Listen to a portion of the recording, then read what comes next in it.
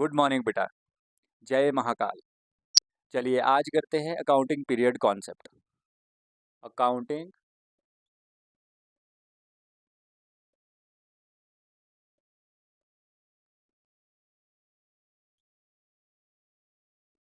Concept, ये principles of accounting होते हैं कि मतलब जैसे अपनी ज़िंदगी को अच्छा बनाने के लिए हमें अपने प्रिंसिपल अपने सिद्धांत बनाने पड़ते हैं, वैसे ही अकाउंटिंग को अच्छा करने के लिए भी बहुत सारे प्रिंसिपल्स बने, जिसमें सबसे पहला था बिजनेस एंटिटी प्रिंसिपल या बिजनेस एंटिटी कॉन्सेप्ट।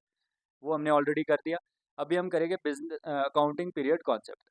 तो अकाउंटिंग पीरियड क्या होता है बेटा? जो बिजनेस होता है ना, बिजनेस वो हमेशा, हमें नहीं पता, अगर एक बार स्टार्ट कर दिया कि कब तक चलेगा, फॉर इनडेफिनेट लाइफ के लिए किया जाता है। बिजनेस की कैसी लाइफ होती है? इनडेफिनेट। कभी ये नहीं सोचना बेटा कि आज बिजनेस स्टार्ट किया, कल हम बंद कर देंगे, परसों बंद कर देंगे, 3 साल बंद कर देंगे, 10 साल बंद। आपने अगर बिजनेस स्टार्ट कर दिया, अच्छा बिजनेसमैन अगर बनना है, तो दिमाग में हमेशा ये रखना है कि आज हमने बिजनेस स्टार्ट किया तो it will go for indefinite life. मतलब ये इंडेफिनिट लाइफ तक चलता रहेगा। बट एक बात बताता हूँ मैं, ये तो हो गया हमने सोचा दिमाग में।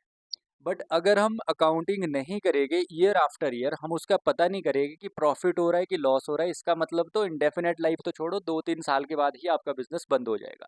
इसलिए हम क्या करते हैं कि business is done for indefinite life. तो जो इंडेफिनेट लाइफ है उसको शॉर्ट टाइम स्पैन में डिवाइड करते हैं। अब टाइम स्पैन कितने का होता है? वो 12 मंथ्स का।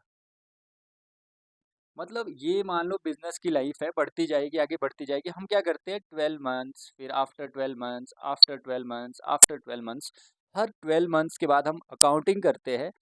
मतलब ये चेक करते हैं कि बिजनेस में प्रॉफिट हो रहा है या फिर लॉस हो रहा है।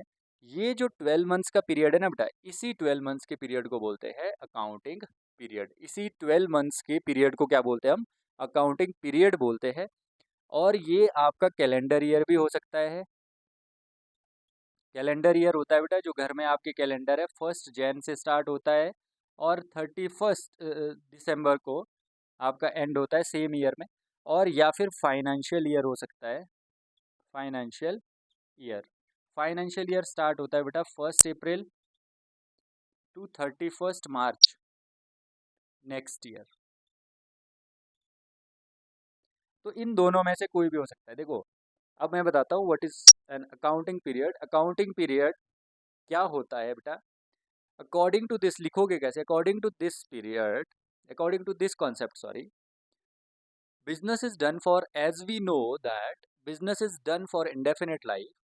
So to judge the performance of the business, अपने बिजनेस की परफॉर्मेंस चेक करने के लिए total life of the business is divided into short time span of 12 months. This 12 months है ना, and this 12 months is known as accounting period. जो ये period होगा ना 12 मंथ्स का, इसको बोलेंगे अकाउंटिंग पीरियड। और ये या तो जनवरी से दिसंबर तक होगा, फिर भी 12 महीने बने, या फिर अप्रैल से लेकर 31 मार्च अगले साल तक, ये भी 12 महीने बने। तो ये कुछ भी हो सकता है, कोई भी ईयर फॉलो किया जा सकता है। मोस्टली बिजनेस में हमेशा फाइनेंशियल ईयर को फॉलो किया जाता है। तो आप समझ गए अकाउंटिंग पीरियड कॉन्सेप्ट की इंपॉर्टेंस क्या है, कि आपको हर 12 मंथ्स के बाद अपनी अकाउंटिंग करनी है, पता करना है बिजनेस प्रॉफिट में है या लॉस में है, कितना आगे तक जाएगा। तो इसलिए ये प्रिंसिपल लाया गया अकाउंटिंग में। चलिए नेक्स्ट कॉन्सेप्ट के साथ मिलते हैं नेक्स्ट वीडियो में।